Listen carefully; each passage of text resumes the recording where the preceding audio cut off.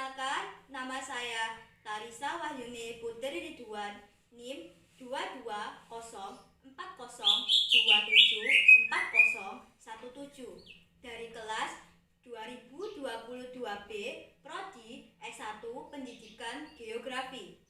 Di sini saya akan menarasikan mengenai sejarah bahasa Indonesia yang menjadi keunggulan Indonesia sebagai bangsa dalam sudut pandang generasi saya, serta menarasikan mengenai prospek bahasa Indonesia di masa depan bila dihubungkan dengan disiplin ilmu yang saya pelajari saat ini. Sejarah bahasa Indonesia bermula dari peristiwa Kongres Pemuda Kedua yang dilaksanakan pada tanggal 28 Oktober 1928, di mana pada saat itu seluruh pemuda Indonesia dari berbagai pelosok negeri datang dan berkumpul serta bersama-sama mengikrarkan Sumpah Pemuda.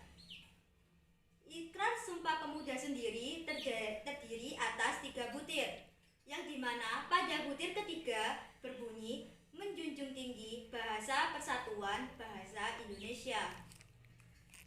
Sehingga setelah peristiwa ini, bahasa Indonesia ditetapkan sebagai bahasa nasional bangsa Indonesia. Pengukuhan bahasa Indonesia sebagai bahasa nasional dilaksanakan pada peristiwa Proklamasi Kemerdekaan Bangsa Indonesia pada tanggal 17 Agustus 1945. Namun, pernahkah kalian bertanya-tanya dari mana bahasa Indonesia ini berasal? Bahasa Indonesia merupakan perkembangan dari bahasa Melayu yang telah berkembang jauh sebelum era kemerdekaan bangsa Indonesia. Dan dari bahasa Melayu inilah para pemuda pergerakan kemerdekaan Indonesia mengangkat menjadi bahasa Indonesia.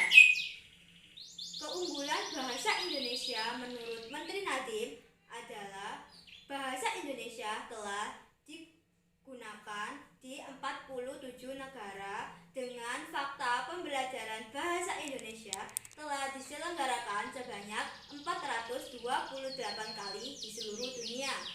Sedangkan menurut saya, keunggulan bahasa Indonesia adalah sebagai pengikat suku bangsa di Indonesia yang pastinya memiliki beragam bahasa daerah sehingga memudahkan dalam berkomunikasi satu sama lain.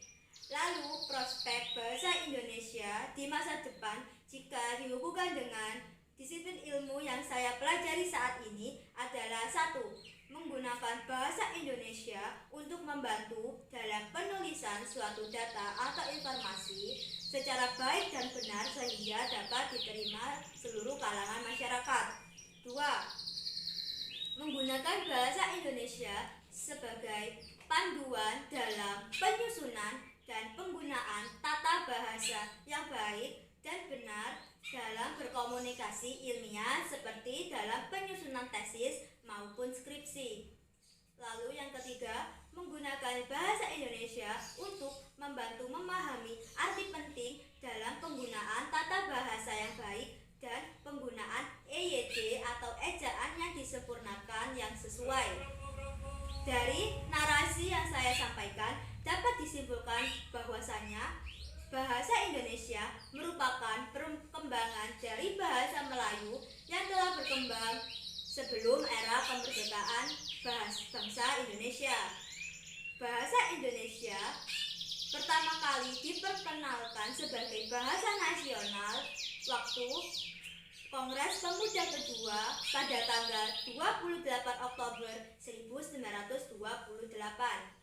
Bahasa Indonesia merupakan bahasa komunikasi bangsa Indonesia dalam kehidupan sehari-hari. Lalu, prospek bahasa Indonesia adalah membantu dalam penulisan, penyusunan, dan penggunaan tata bahasa yang baik dan penggunaan EYD atau ejaan yang disesuaikan secara sesuai. Demikianlah narasi yang dapat saya sampaikan. Untuk kekurangannya saya mohon maaf. Terima kasih atas perhatiannya. Wassalamualaikum warahmatullahi wabarakatuh.